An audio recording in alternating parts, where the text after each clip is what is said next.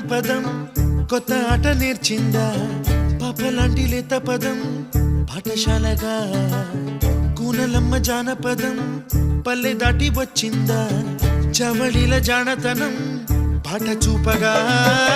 కుంచెలో తాగే చిత్రాలు ఎదురొచ్చేలా అంతటా